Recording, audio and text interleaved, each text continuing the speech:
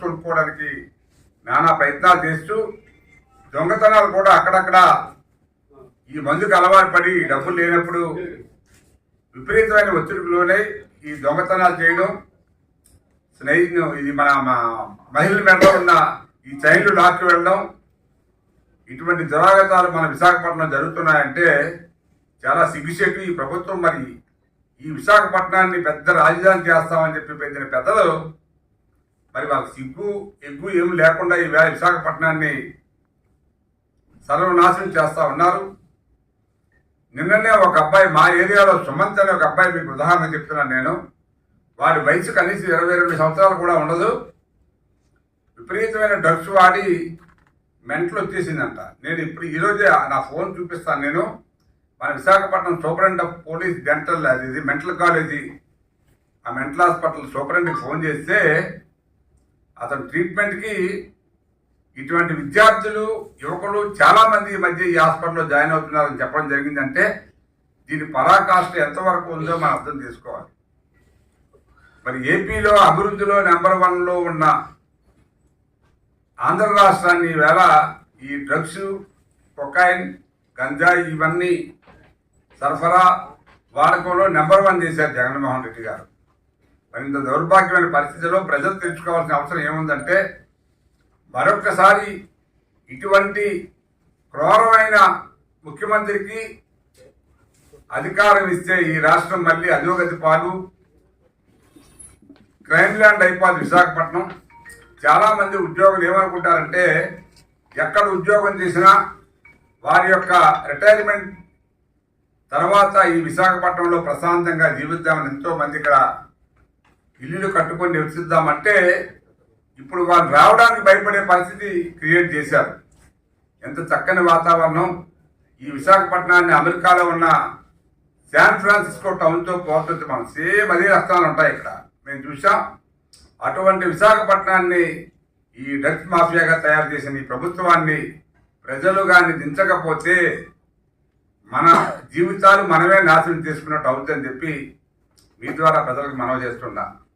మరి మొన్ననే ఈ ఏదైతే మనకి 25,000 కేజీల మరి ఈ గంజాయి, డ్రగ్స్ ఇవన్నీ కూడా కొకైన్ పట్టుకున్నారో ఇవన్నీ కూడా సిబిఐ ఎంక్వైరీ చేస్తే కనీసం ఎంక్వైరీ చేయడానికి పర్మిషన్ ఇవ్వట్లేదు. పోలీసులు దాన్ని మాఫియా చేద్దామని ప్రయత్నం చేస్తే మొత్తం మీద మీ ప్రసవాల దయ వల్ల మిగతా ఈ కొంత సిబిఐ వల్ల కూడా ఈ వ్యవహారం బయటకు వచ్చింది. దీని ద్వారా మరి మీకు తెలుసు ఇక్కడ ఈ పూర్ణచంద్రరావు అని చెప్పి వైసీపీ సీనియర్ నాయకుడు ఇందులో ముఖ్యమైన పాత్ర పోషించాడు. ఒక ఆక్వా కంపెనీ పేరు మీద ఈ కంటైనరు ఈ ఆక్వా ఫుడ్స్ పేరు మీద తెప్పించి అందులో ఈ డ్రగ్స్ ఏవైతే ఉన్నాయో మన పేరుతో రాసి ఆ కెమికల్ని అందులో కొంచెం సపోజ్ కేజీ కొకైన్ కానీ లేకపోతే ఏదైనా ఉందనుకోండి, అందులో ఒక స్మాల్ క్వాంటిటీ ఈ కెమికల్ మిక్స్ చేసుకొని తర్వాత తెచ్చి వేరు చేసుకోవచ్చు అంటారు. ఆ ప్రాసెస్ కూడా మనకు తెలీదు.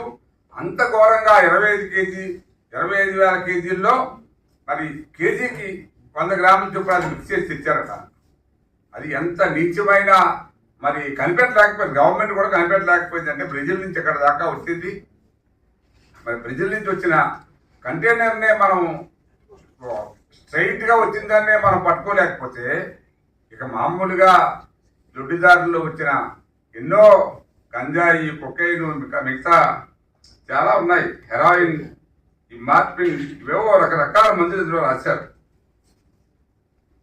తర్వాత ఇందులో ముఖ్యమైన పాత్ర ఆశా ట్రేడర్స్ అని కాకినాడ ఎమ్మెల్యే చంద్రశేఖర్ రెడ్డి గారిని వీళ్ళందరి మీద కూడా చర్యలు తీసుకోవాలని చెప్పి మీ ద్వారా కోరుతున్నా. ముఖ్యంగా ఎక్కడ లేని గంజాయి మనకి విశాఖపట్నంలో దొరుకుతూ ఉంది. కనీసం చాలామంది ఏంటంటే ఈ మందు కొనుక్కొని తాగడానికి డబ్బులు లేకపోతే చాలా ఖరీదైపోతుంది. అందువల్ల ఈ ప్రాంతంలోనే దాన్ని మన యువకులు, నిరుద్యోగులు చాలామంది వీటికి బానిసై వాళ్ళ జీవితాలు నాశనం చేసుకున్నారు. కాబట్టి దీని పూర్తి బాధ్యత ఈ ప్రభుత్వం తీసుకోవాలి. జగన్మోహన్ రెడ్డి ప్రత్యేకంగా మరి తీసుకోవాలి. అతను యువతని బాగు చేశాను, ఈవేళ కొన్ని వేల ఉద్యోగాలు వస్తాయని చెప్పి ఈవేళ సాక్షిలో పెద్ద ఓదర వడ్డీ పెద్ద హెడ్డింగ్ వేసి పెట్టారు. 15,000 ఉద్యోగాలు వచ్చేస్తున్నాయి, మేము పెద్ద కంపెనీ పెట్టేస్తున్నాం, 13 లక్షల కోట్లు ఆవేళ మేము అగ్రిమెంట్ అయితే అప్పుడే ఆల్రెడీ 1 లక్ష కోట్లు విశాఖపట్నంలో ఎక్కడ మరి పెట్టారో నాకు అర్థం కాదు. విశాఖపట్నంలో పెట్టారు, ఎక్కడ పెట్టారో 20